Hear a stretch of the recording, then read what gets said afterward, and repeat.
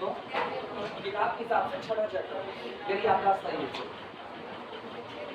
Linear differential equation. तुम्हारी किताब में पता नहीं कौन सा, तुम्हारी ऑक्सफोर्ड वाली है। Linear differential equation of second order with variable coefficient. जब ये एग्जाम में तुमको नजर आएगा तो तुमको इसको पहचानने में कोई मुसीबत नहीं है, क्योंकि इसके नाम देखो क्या लगा है, लीनियर। तो पहली बात डिग्री क्या रहेगी, डिफरेंशियल इक्वेशन होगा ही होगा। ऑर्डर क्या रहेगा, सेकंड ऑर्डर का। ये तो डिग्री कहाँ से देखते हो, हाईएस्ट डेरिवेटिव की ही डिग्री आपके डिफरेंशियल इक्वेशन की डिग्री बन रही होगी। इसका मतलब तुम्हारा डिफरेंशियल इक्वेशन दिखने में होगा d2y dx2, और कौन इन्वॉल्व होगा, dy dx, और कौन इन्वॉल्व होगा, y, और बराबर कुछ लिखा जाएगा, बराबर कुछ लिखा जाएगा। और आगे सुनो, आगे क्या लगा है, वेरिएबल। तो इसका मतलब इनके आगे जो बैठ रहे होंगे कांस्टेंट तो नहीं बैठेगा। कांस्टेंट बैठेगा तो सॉल्व करना जानते हैं, कांस्टेंट बैठेगा तो differential equation with constant coefficient solve होगा।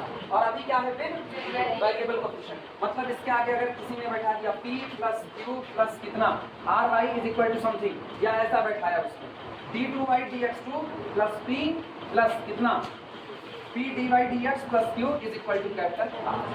ये स्टैंडर्ड फॉर्म। मतलब अब यहाँ पर ये जो p q और r हैं, they are not constant, they are some function of x, independent variable के फंक्शन। जब ये x का फंक्शन है, ये x का फंक्शन है, ये x का फंक्शन, तो बाकी छोड़ो, कोएफिशिएंट आपके क्या हो गए, वेरिएबल या कांस्टेंट, वेरिएबल। तो अब तुम्हारा डिफरेंशियल इक्वेशन दिखने में होगा any differential equation d2y dx2 plus p dy dx plus qy is equal to capital R, where capital P, capital Q and capital R are the sum function of the x known as linear differential equation of second order with variable coefficient। पता चला, मतलब इसको पहचानने में कोई दिक्कत आने वाली नहीं है। अब ये ऐसा हो सकता है जैसे यहाँ पर किसी ने बैठा दिया sin x और यहाँ बैठा दिया cos x, इधर रख दिया कुछ भी x का फंक्शन x की पावर 5, किसी ने यहाँ रख दिया x स्क्वायर, यहाँ रख दिया x क्यूब, यहाँ रख दिया sin x। तो ये सारे लोग कांस्टेंट नहीं बल्कि कौन है, वेरिएबल। तो ये चैप्टर पूरा खुलेगा linear differential equation of the second order with variable coefficient. और इसको एग्जाम में पहचानने में जरा सी भी दिक्कत नहीं है, ये अपने आप नजर आएगा। Clear,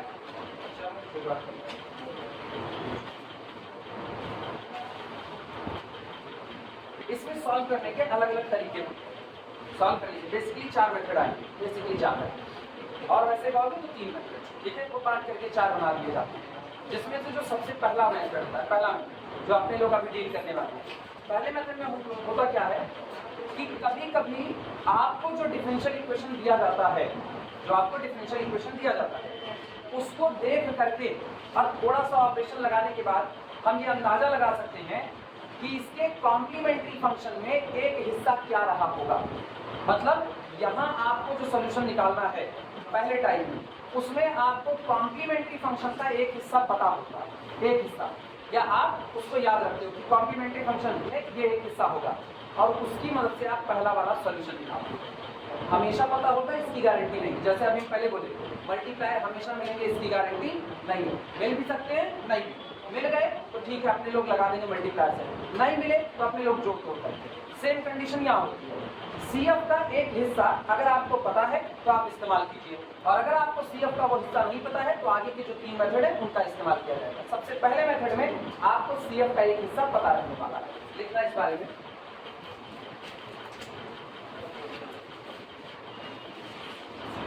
Any differential equation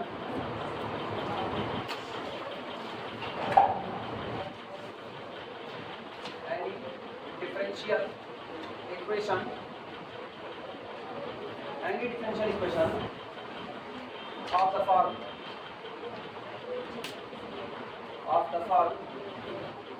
d2y dx2 plus p dy dx plus capital Qy is equal to capital R, where जहाँ पर p, q and r are functions of x, functions of x, आगे लिखना ओनली, केवल और केवल किसके function होने चाहिए, x, और किसी के नहीं।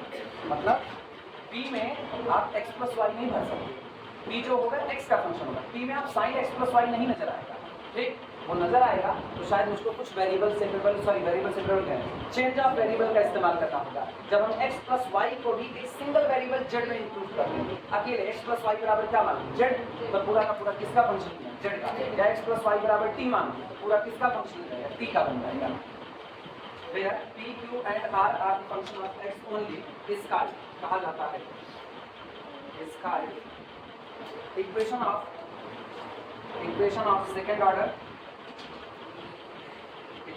second order with variable coefficient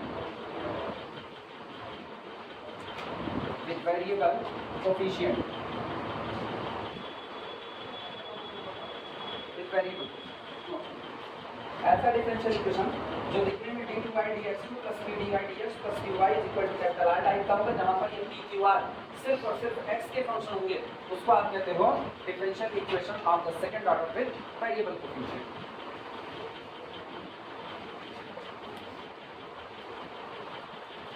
पहला होता है कंप्लीट सॉल्यूशन को निकालना, एक ऐसे इंटीग्रल के टर्म में जो इंटीग्रल हिस्सा होता है किसका, कॉम्प्लीमेंट्री फंक्शन का। तो पहली हेडिंग हम लोग इसी के नाम पर डालेंगे।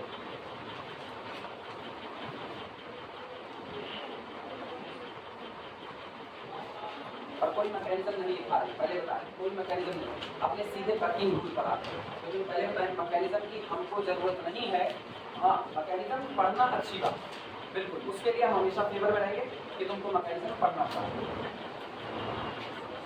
ये सबका कोई बाकी है?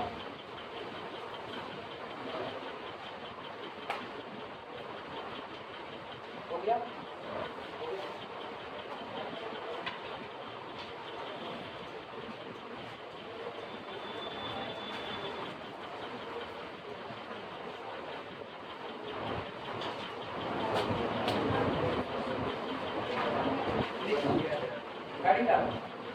Complete solution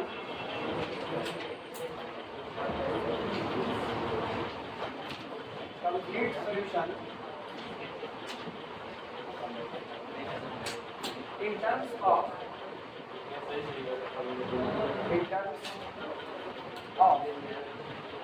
known integral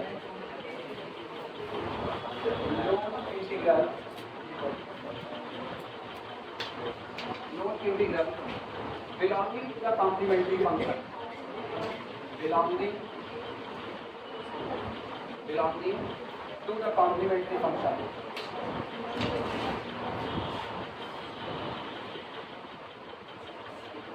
to the complementary function,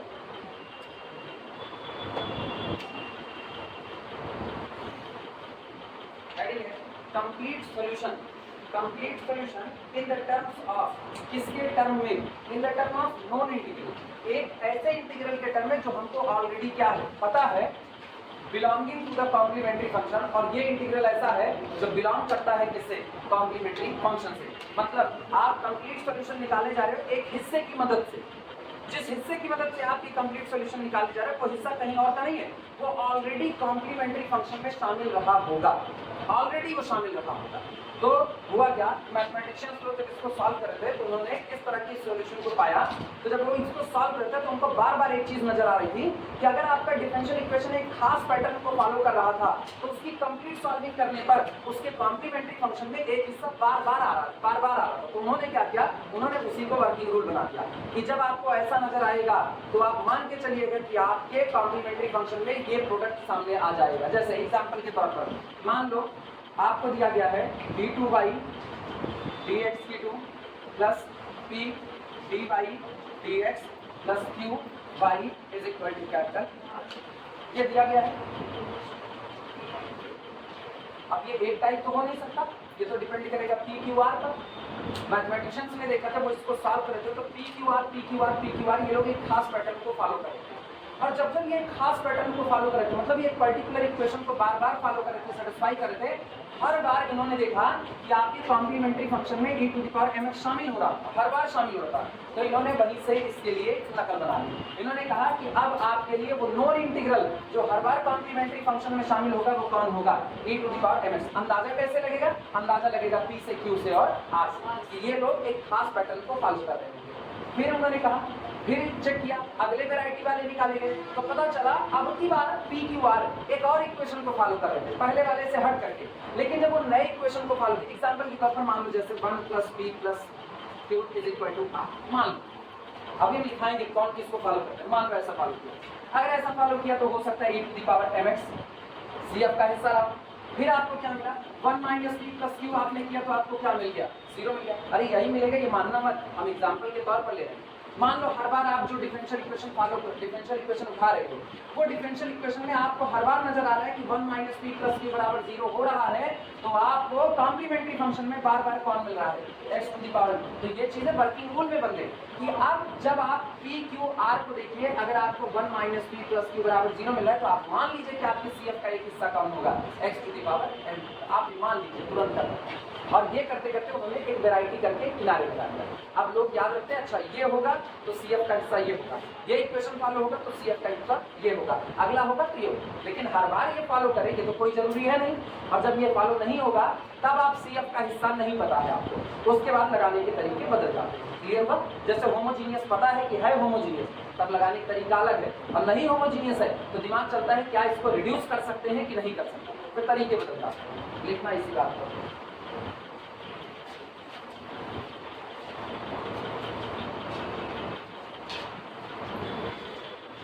करेंगे आपको वर्किंग रूल,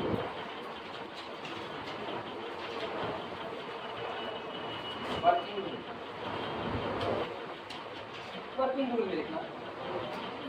सबसे पहला काम, आपको जो भी डिफरेंशियल इक्वेशन दिया गया है अगर वो स्टैंडर्ड फॉर्म में नहीं है तो आपका पहला काम होगा अपने डिफरेंशियल इक्वेशन को स्टैंडर्ड फॉर्म में चेंज करना। और स्टैंडर्ड फॉर्म सबको पता है क्या है, d2y dx2 का कोफिशिएंट क्या होना चाहिए, 1।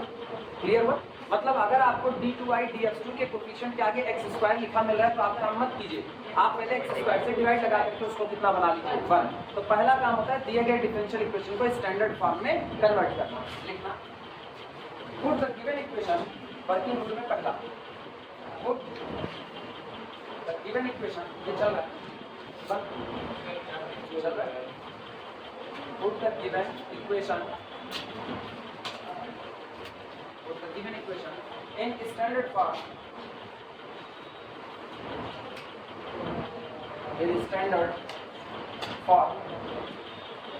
d2y dx2 plus p dy dx plus capital Q y is equal to capital R, ठीक, इन विच आगे बोल दें, इन विच जिसमें कि in which the coefficient of, in which the coefficient of d2y dx2 is unity. आप इसको ऐसे स्टैंडर्ड फॉर्म लिखिए जहां पर सेकंड डेरिवेटिव जो आपका है उसका कोफिशिएंट कितना रहे, यूनिटी है। अब आपको एक ऐसा इंटीग्रल u निकालना होगा जो इंटीग्रल आपकी कॉम्प्लीमेंट्री फंक्शन का हिस्सा ऑलरेडी होगा, वो आपको निकालना पड़ेगा। वो दिखाने कैसे, सेकंड वर्किंग रूल में second, find an integral, find an integral, find an integral. और जो इंटीग्रल आपको निकालना है जो ऑलरेडी CF का हिस्सा है उसको हम स्मॉल u से रिप्रेजेंट कर रहे हैं।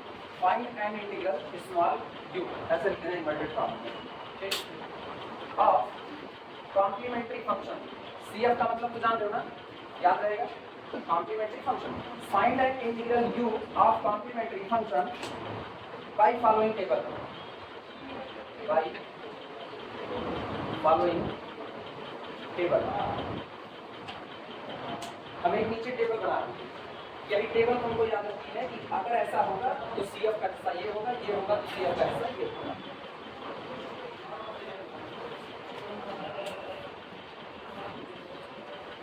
टेबल बनाए क्या, इधर का हिस्सा सबका हो गया है, सबका हुआ, लिखो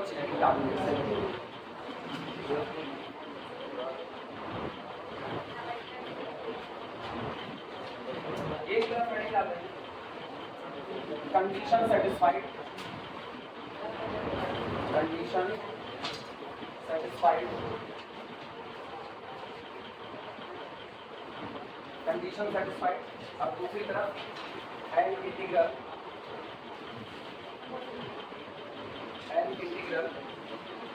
ऑफ कॉम्प्लीमेंट्री फंक्शन। पहली ये टेबल टाइप का है, इधर कंडीशन सेटिस्फाइड और इधर and integral of the CF. मतलब इधर वाली कंडीशन जब सेटिस्फाई होगी तो सामने लिखा गया फंक्शन आपके सीएफ का हिस्सा होगा। अगली कंडीशन सेटिस्फाई होगी तो अगला लिखा गया फंक्शन आपके सीएफ का हिस्सा होगा। जो कंडीशन सेटिस्फाई होगी उसके ठीक सामने लिखा गया फंक्शन आपके सीएफ का हिस्सा होगा। पहली कंडीशन लिखना है। आपको जो इक्वेशन दिया गया है, जो आपको डिफरेंशियल इक्वेशन दिया गया है कौन सा, d2/dx2 + 3d/dx + q = r, उसमें से p और q को उठा लो। d2/dx2 का कोफिशिएंट कितना है 1, पहला कोफिशिएंट उठाओ। d/dx का कोफिशिएंट कितना है q, उसको उठाओ। और y का कोफिशिएंट कितना है q है, तो आपने तीन कोफिशिएंट उठाए 1, p और q, तीनों कोफिशिएंट को ऐड करो। अगर तीनों कोफिशिएंट को जोड़ने के बाद आपको क्या मिल जाए, 0 मिल जाए, लिखना कंडीशन है 1 + p + q और बराबर कितना आ जाए 0। अगर इनको जोड़ने के बाद 0 मिलता है तो आप ये मान करके चलिए कि आपका जो CF रहा होगा उसका हिस्सा होगा u = e to the power। CF में हिस्सा शामिल होगा u = e to the power x।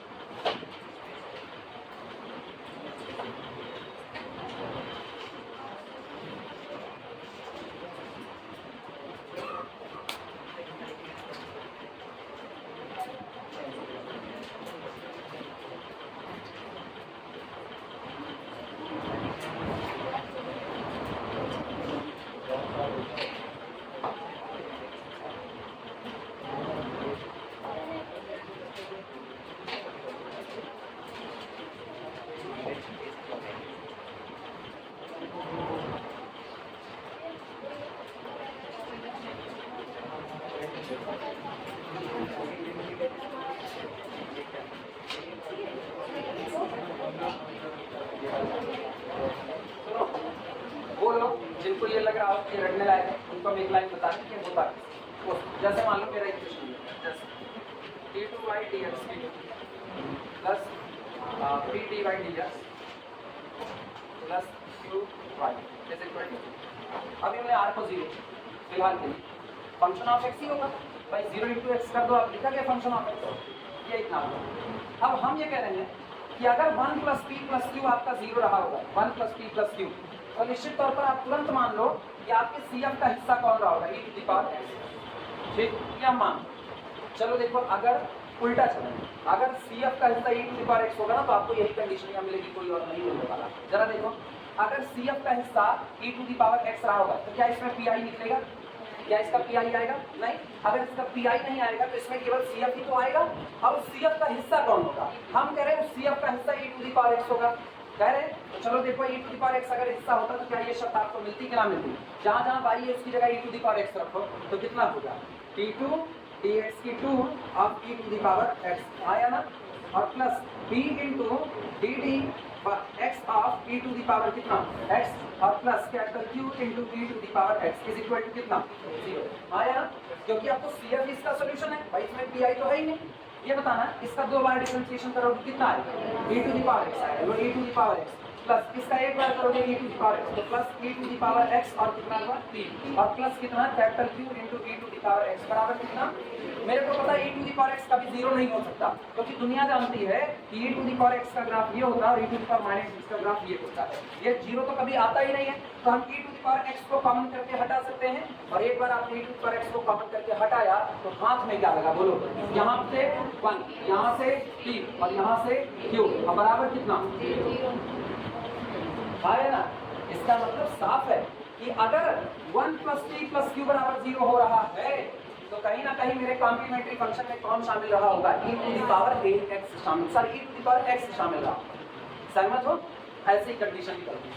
और ये ऐसे नहीं देखा गया कि एक इक्वेशन सॉल्व के हो गया, कई इक्वेशन ऐसे सॉल्व की जाने लगी, बार बार यही पैटर्न मिल रहा था। बार बार जब कोई चीज आपको बार बार मिलती है तो आप पैरामीटर सेट कर लेते हो कि अच्छा इस टाइप के लोग दिखाई देंगे तो इनसे ऐसे बतियाना है। सब्जी मंडी में गए हुए हो और सब्जी खरीद रहे हो और घर वाले ये कह के भेजे तोल मोल कर लेना, घर वाले ये कह के भेजे तोल मोल कर लेना, तो इसका मतलब थोड़ी मुंह खोल करके जाओगे इसमें आलू तोल दो, इसमें टमाटर तोल दो, इसमें ये धनिया तोल दो, उसका जो पैसा मांगो इसे जेब से निकाल के धर दो। नहीं, इतने रुपए किलो, अरे यार थोड़ा सस्ता मंदा लगा लो इधर उधर का, कहोगे एक आध दो बार, और नहीं कहोगे लेके चले आएंगे घर में तो घर वाले कहेंगे मना ही ना है भैया, मना ही ना है, कुछ में हो दिमाग में भूसा भर के करेगा, तोल मोल कर लेना था, एक दुकान दो दुकान ही पूछ लेना था। तो अब आपको पता है धोखा खाए एक बार, अब आपको पता है घर से लौटोगे तो मनाही कटेगी, बाहर कर दिए जाएंगे।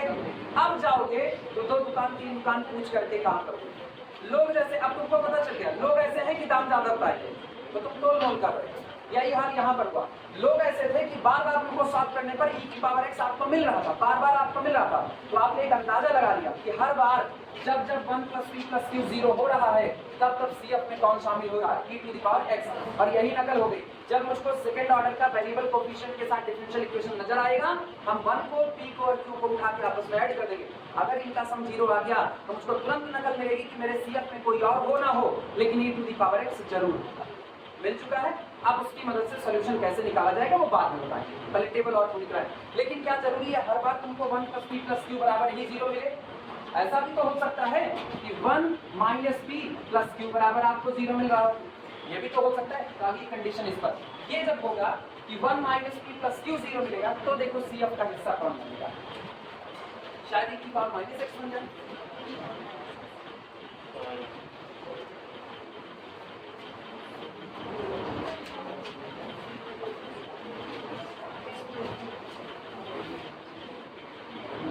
ये तो पहला 20 अगर 1 - p + q बराबर आपको 0 मिले तो आपके CF का हिस्सा होगा e की पावर माइनस, तब आपके CF का हिस्सा ये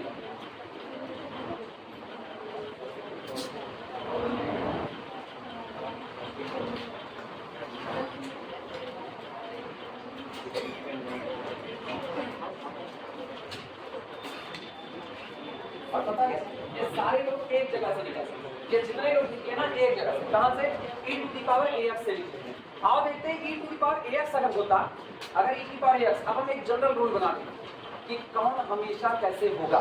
देखना d2 dx की 2 plus p dy dx plus q y is equal to लेकर के चलो, क्योंकि अपने को ना केवल CF का हिस्सा चाहिए, इसीलिए हम PI को कंसीडर नहीं कर रहे। अदरवाइज उधर कुछ लिखते तो CF किससे आता, इतने वाले से कि बगलिया वाले से, इधर आ, तो इसको कंसीडर करने की कोई नीड नहीं है, वो बात का हिस्सा अपने इतना देखिए।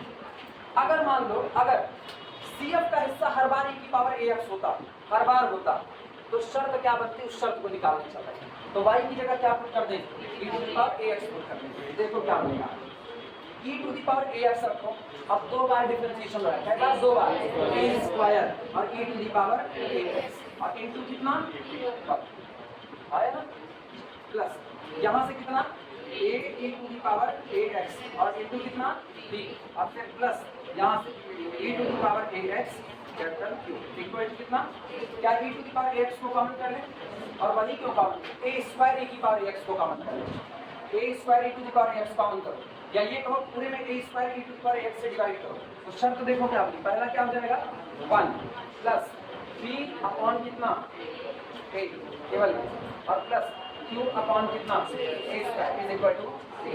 तो जब जब 1 plus p upon a plus q upon a² बराबर 0 होगा तब तब आपके CF का हिस्सा e टू द पावर कौन होगा ax।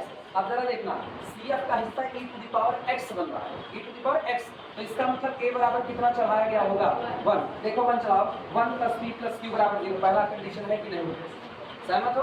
अच्छा अगर हम कह रहे हैं CF का हिस्सा a की -x बन रहा है तो जरा a की जगह -1 चढ़ाओ, तो 1 - 1 या a की जगह -1 -p और प्लस q बराबर कितना 0, क्या दूसरा है कि नहीं, मतलब ये दोनों जो निकले हुए ना ये पुछले हैं, असली बात कौन है, e टू द पावर असली है।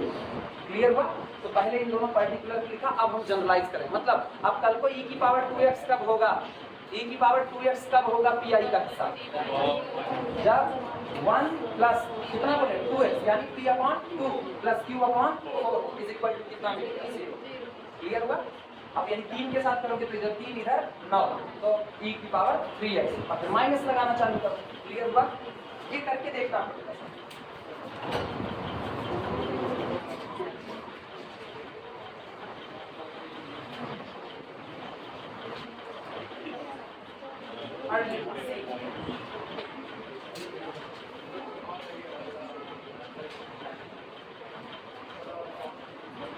हाँ सुनो, दो रास्ते हैं लिखने के। चाहे तो तुम ये कहो जो क्या है 1 plus p upon a plus q upon a square, मतलब थर्ड हम लिखते हैं c 1 plus p upon a plus q upon a square is equal to 0, या इसी को ऐसे कह सकते हैं और अथवा केवल वहां से e to the power ax copy करके रखा हुआ, केवल e to the power ax, तो क्या रहा होगा a square plus ap plus is equal to 0।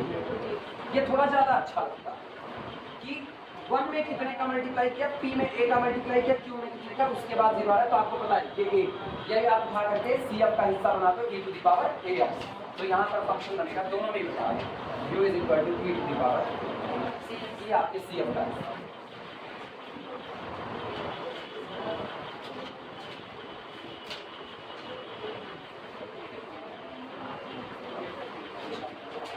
सुनो बहुत ज्यादा नहीं, बड़े फेमस फंक्शन का उतना ही, जैसे और दो ही फेमस है, अपना दो ही फेमस है, e to the power ax और x to the power m, दो ही फेमस है, e to the power ax और x to the power m।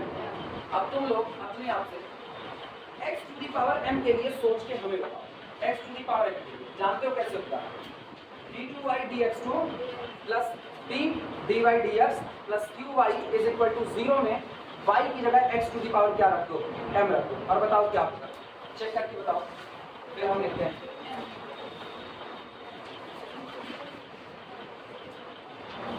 ये दो बार का differentiation x to the power m का, x की पावर m का दो बार डिफरेंशिएशन, पहला m उतरा, दूसरा m-1 उतरेगा और x की पावर m-2 चढ़ाएगा ना, निकाल के बताओ कंडीशन क्या बनेगी।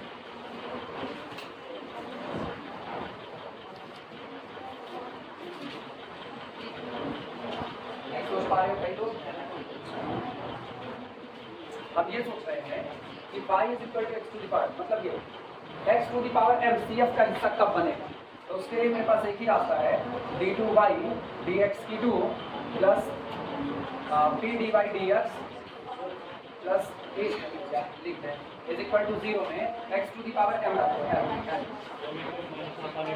तो ये होगा m-1 x to the power m-2 plus p into m और x to the power m-1 plus capital Q x to the power m equal to कितना 0, क्या कॉमन है x to the power m common करें कि x to the power m-2 common करें, दोनों कर दीजिए, वैसे फिर वही बनेगा वो वाला जैसे वहाँ बनेगा। नहीं अपने बट्टे में जाना नहीं चाहिए, ऊपर ऊपर खेलना चाहिए,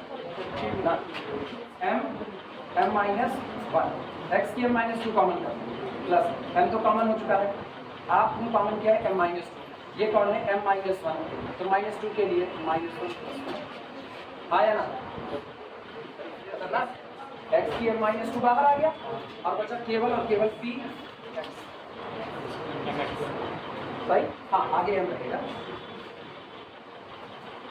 m(x) प्लस यहाँ देखना -2 प्लस 2 सही, m-2 कॉमन किया तो qx² इज इक्वल टू, मतलब जिस दिन ये होगा ये m into m-1 plus m into px plus qx² is equal to 0, अगर ये करने पर इनको जोड़ने पर 0 आ रहा है, मतलब 1 चुनो, p चुनो, q चुनो, q में कितने का मल्टीप्लाई x² का, p में कितने का mx का और 1 में कितने का m-, और ये जोड़ आपका 0 बैठ जाए तो नकल है कि मेरे cf का हिस्सा x टू दी पावर क्या रहा होगा, आई बात समझ में।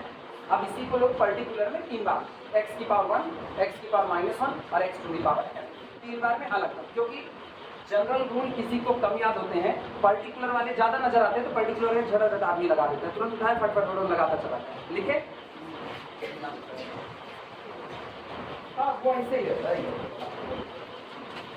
ABCD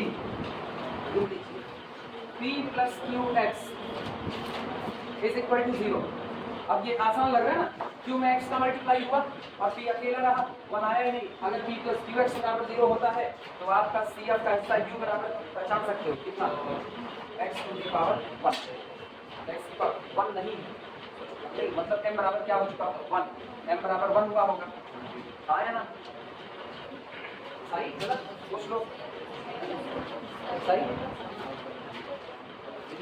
m is equal to 0 हुआ होगा या m इज इक्वल टू 1 हुआ, तो क्या ये लिखा जाए कुछ और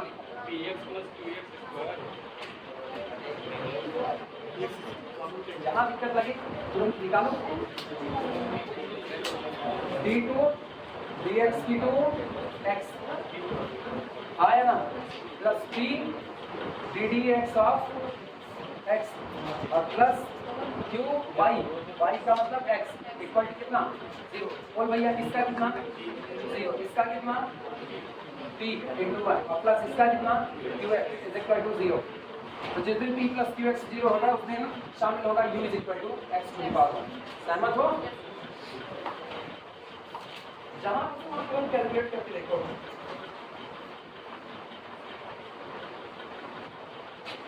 p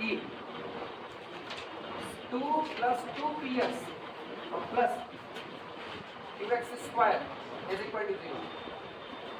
अगर 2 plus 2px plus qx square is equal to 0 तो u इज इक्वल टू कौन शामिल होगा, u is equal to x square.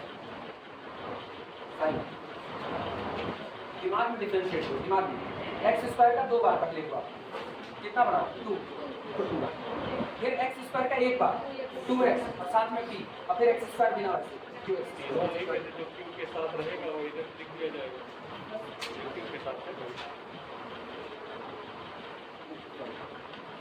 1 के साथ जितना वैल्यू है 1 के साथ, इधर 1 के साथ, इधर 1 नहीं 1 के साथ गड़बड़ा देते हैं, जो क्यू के साथ है उसी का गड़बड़ हो जाएगा, नकल कराने के चक्कर में गलत कर देंगे।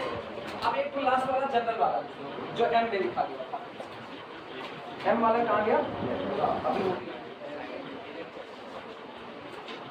भैया टेबल में तुम लोग A B C D E लिखे हो ना, F लिख के उसके सामने लिखना,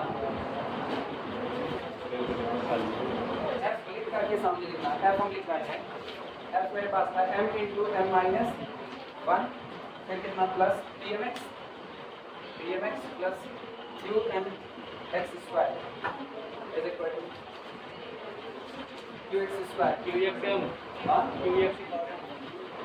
x टू द पावर या वो तो कॉमन करके हटा दें, u is equal to x to the power, ये रहा। अरे फिर दिक्कत है कि फिर हम करें डिफरेंशिएट नहीं लगे बताना अच्छा। अब सुनो ये इतनी बातें समझ में आई, अभी वर्किंग रूल खत्म नहीं हुआ, अभी ये शुरुआत।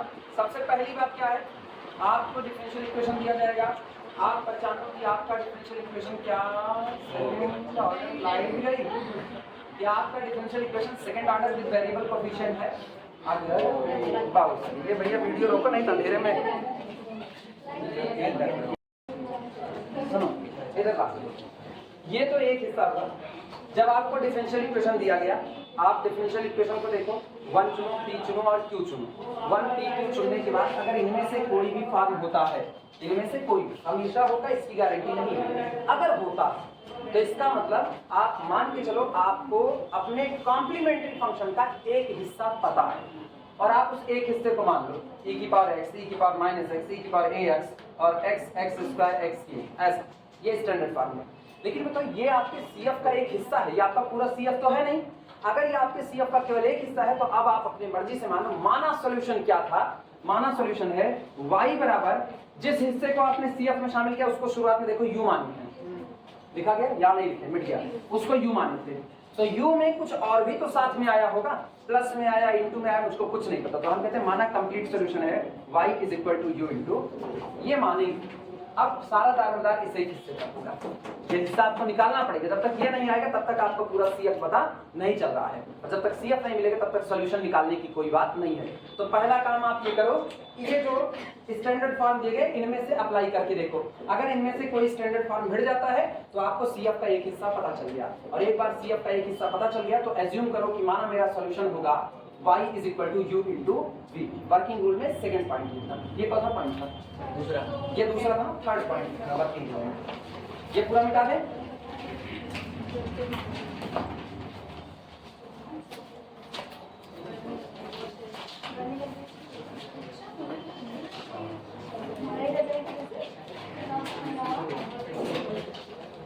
लिखना assume that third point, assume that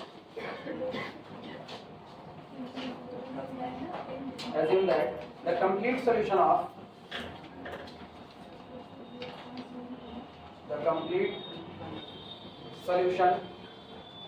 of given equation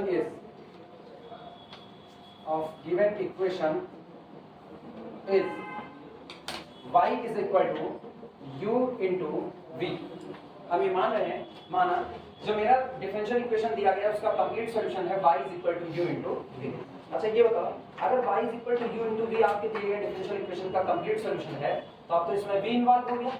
अब सॉल्व करने के लिए मेरा डिफरेंशियल इक्वेशन v में चेंज हो जाएगा निश्चित तौर पर। तो जहां जहां d2y है उसकी जगह पर नई चीजें आएंगी, उसकी जगह पर d2v dx2 शामिल हो जाएगा, क्योंकि u में कोई नहीं जाएगा। u तो आपको पता है, u तो आपको ऑलरेडी पता है, चाहे वो x की पावर 1 हो, चाहे x की पावर 2 हो, चाहे e की पावर ax हो, वो आपको पता है, तो उसमें तो कुछ नहीं बदलेगा। जो अननोन है उसमें ये लोग चेंज हो जाएंगे। तो d2y dx2 की जगह कौन आएगा? dy dx की जगह कौन आएगा? अब हम लोग इसको निकालेंगे, और वो हम निकाल सकते हैं।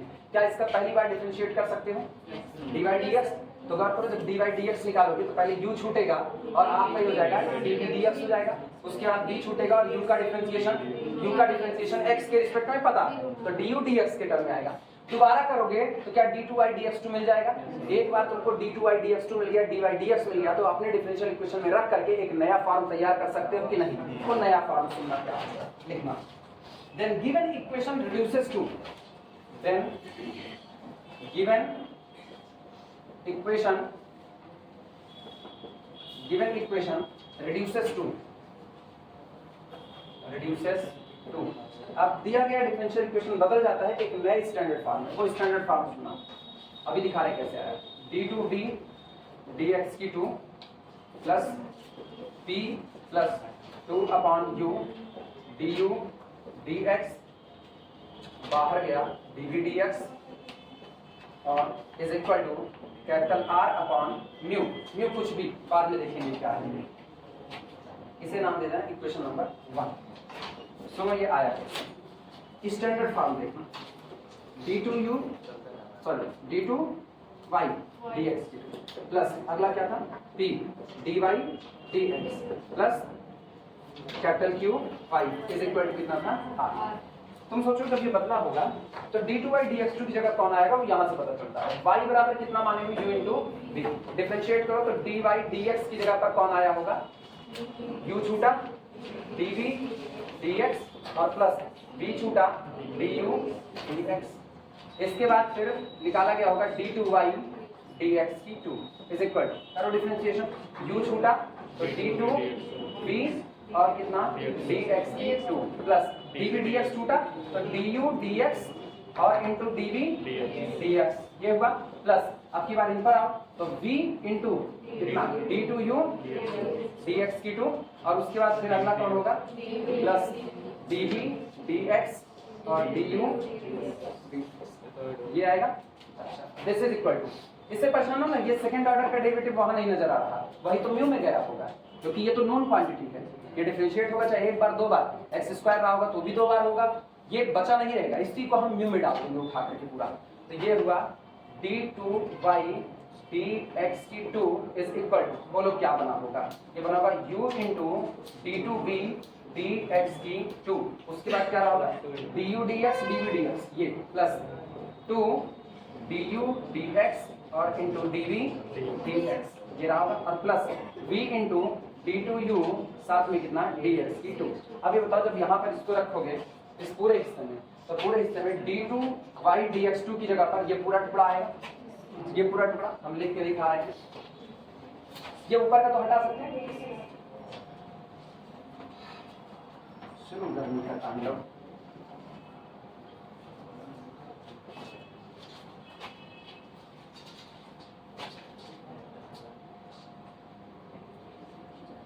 देखना इसकी जगह पर वैल्यू रखते हैं, इसकी जगह पर है u इंटू d2v dx की 2। कोई लिखना मत, केवल देखो बस तुमको ये दिखा रहे हैं कि वो स्टैंडर्ड फॉर्म आएगा ये जो ऊपर लिखा गया है।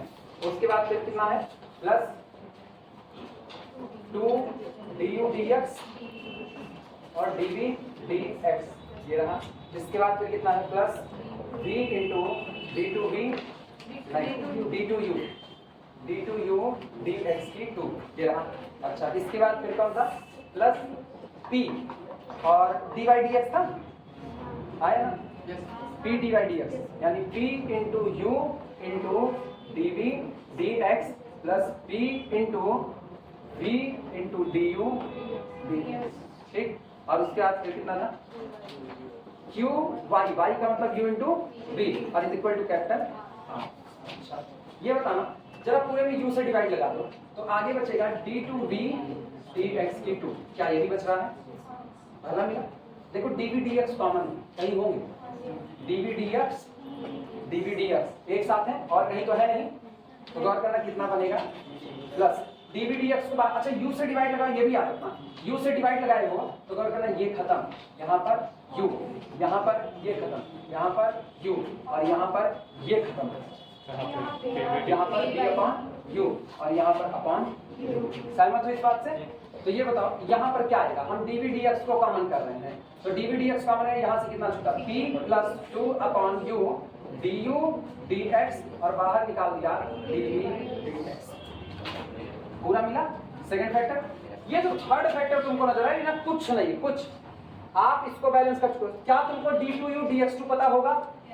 हाँ क्या तुमको dv dx पता होगा? तो तुमको ये पूरी क्वांटिटी पता है, ये पूरा पता है, ये पता है, इस पूरे को क्या मान लिया जाए, इस पूरे को म्यू मान लिया जाए और डिवाइड लगा दें इधर जाकर के, तो क्या r upon u into any quantity आएगी कि नहीं? इस पूरी क्वांटिटी को ही क्या कहा गया है? क्या यही स्टैंडर्ड फॉर्म बनेगा कि नहीं बनेगा? बोलो क्या सहमत हो सारे लोग इस बात से? तो हम इस स्टैंडर्ड फॉर्म, अब चूंकि इतना बड़ा कौन सॉल्व करता है तो आदमी एक स्टैंडर्ड फॉर्म तैयार करते हैं, वर्किंग रूल में वही उतना मिलता है। लिखा जाए इस बात को, ये समझ गए भैया बड़ी बात।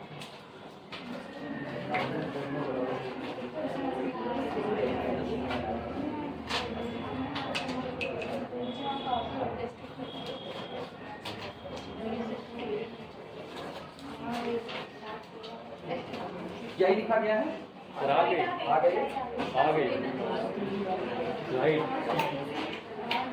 अरे चारों तरफ काम करते हैं सर जी। ये आई हुई है नहीं तब तक ना रोने लगते।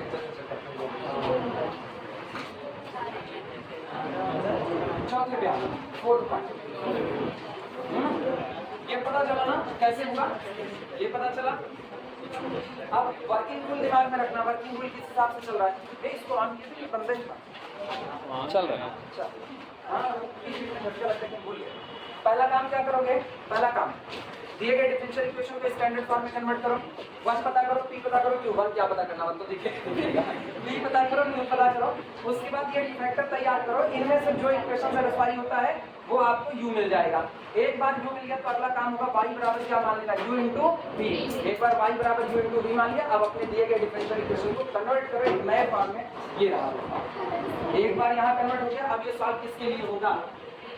v के लिए। ठीक है, लिखना है इसका।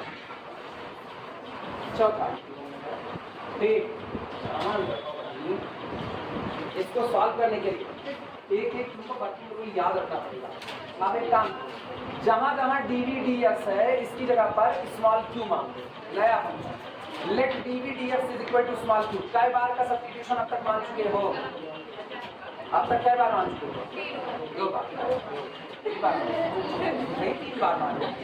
पहला क्या माने हो? v y बराबर u। अरे u तो निकालोगे तो मानोगे थोड़े, बहु मानते हुए ऐसा पहला u निकालोगे तो y बराबर u इंटू वी मानोगे, उसके बाद तो कन्वर्ट हुआ ना, कन्वर्ट होने के बाद अब अपने लोग dv dx को क्या मान रहे क्यों, तो ये बात तो माने तो 3 बार मान dv dx is equal to q, so that अच्छा जब तुम इसको क्यों मान लोगे, सुनो ये उस जगह जा रहा है जहां तुमको पता है कैसे सॉल्व होता, इसको तुमने क्यों मान लिया तो ये क्यों हो गया, ये बताओ एक बार का डिफरेंशिएशन क्यों हुआ तो 2 बार का डिफरेंशिएशन dq dx हो जाएगा कि नहीं, हाँ या ना, सो d2 dx is equal to dq dx using these in one, using these in one, इन सबको उठा करके इक्वेशन नंबर 1 ले रखो, तो इक्वेशन नंबर 1 आपका क्या बन जाएगा, इक्वेशन नंबर 1 बनेगा दिया डालना dq dx प्लस ये एज इट इज रहेगा, ये एज इट इज रहेगा, इसमें कौन d plus 2 upon q du dx q is equal to r upon q। ये बताओ this is the linear differential equation, पहला चैप्टर याद आया, now solve as previous, integrating factor निकालो, फलाने ढिमकाने सब निकालो, लास्ट में आप जितना सब्स्टिट्यूशन करके आए हो सब वापस रख देना, कौन कौन सा, जहां ये आंसर क्यू में आएगा तो क्यू बराबर क्या पुट करोगे, क्यू बराबर dv dx, ठीक, और v आपको यहीं से मिलेगा, जब एक बार dv dx रखा हो तो सुनो जरा सुनो, ये आंसर किस में देगा, क्यू में देगा, तो q बराबर समथिंग मिला, गौर करना 2 बार सॉल्व होगा, q बराबर समथिंग मिला, q बराबर समथिंग मिला, लेकिन q तो है नहीं, q कौन dv dx है, तो फिर q की जगह इन्वॉल्व होगा dv dx, फिर लीनियर बनेगा, dv dx इन्वॉल्व फिर लीनियर, वेरिएबल सेपरेट होगा, dv अलग करो x का टर्म अलग करो, तो v बराबर समथिंग मिलेगा, और एक बार v बराबर समथिंग मिल गया तो अपना जनरल सॉल्यूशन था y बराबर u इंटू v, वहां पर ले जाकर के इसका क्या करेंगे, मल्टीप्लाई, आप पहले पढ़ी बात, छोटा नहीं है बड़का वाला नहीं है, इतना नोट करो तो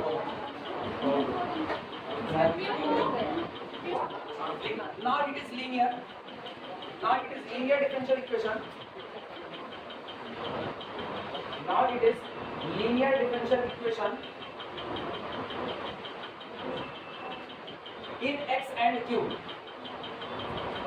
now it is linear differential equation in x and q, हो गया, now it is linear differential equation in x and q, और सुनो ये उसी दिन लीनियर है, उस दिन लीनियर है if r does not equal to 0, it is linear differential equation in x and q if r does not equal to 0, अरे r 0 होगा तब भी लीनियर रहेगा, लेकिन तब वेरिएबल सेपरेबल से लग जाएगा, अभी इंटीग्रेटिंग फैक्टर से लगेगा, या मेरे r अगर नॉन जीरो है तो r1 नॉन जीरो होगा तो मतलब कैपिटल q रखा गया है, तो integrating factor e to the power integration p dx, याद आया, और उसके बाद फिर हम लोग सॉल्व करते थे, लेकिन अगर r ही 0 हो जाए तो सीधे वेरिएबल सेपरेबल है कि नहीं, तो उसके लिए लास्ट लाइन लिख दे रहे हैं, अभी क्या लिखिए बताओ,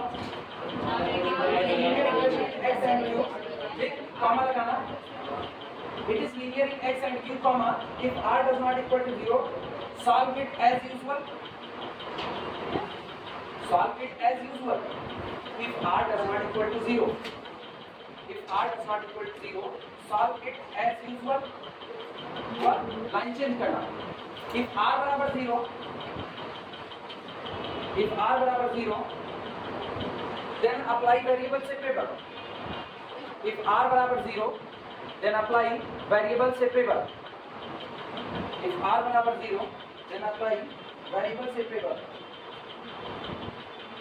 हो गया, पांचवा पॉइंट और आखिरी पॉइंट, सवाल नहीं लगाएंगे, पांचवा पॉइंट और आखिरी पॉइंट देखो, हाँ 12 बजे पता नहीं, लेकिन अब वर्किंग रोज डेडलाइन पे दिखाई देंगे, बोले लिखना, now replace q, now replace q, small q, small q, now replace small q by dv dx, now replace small q by dv dx, by dx इसको दो लोगों, and separate the variable, and separate, अलग अलग कीजिए, and separate the variable v and x, लिखा गया है, now replace q by dv dx and separate the variable v and x, हुआ, full stop, integrating integrating it and get small b, integrating it get small b, and hence we get y is equal to u into b, and hence we get y is equal to u into b, which is complete solution, and hence we get y is equal to u into b, which is complete solution. बस यही था, हुआ, यही working rule है, ठीक है। कल के लिए शाम को बताते हैं, शाम को मैसेज करते ग्रुप में तो बताते हैं कि कल तुम कैटलरी लेकर के आओ या यही एक चैप्टर बचा हुआ है इसको लेकर आ जाओ, कल ये आखिरी चैप्टर बचा हुआ है इसको पूरा कर देंगे।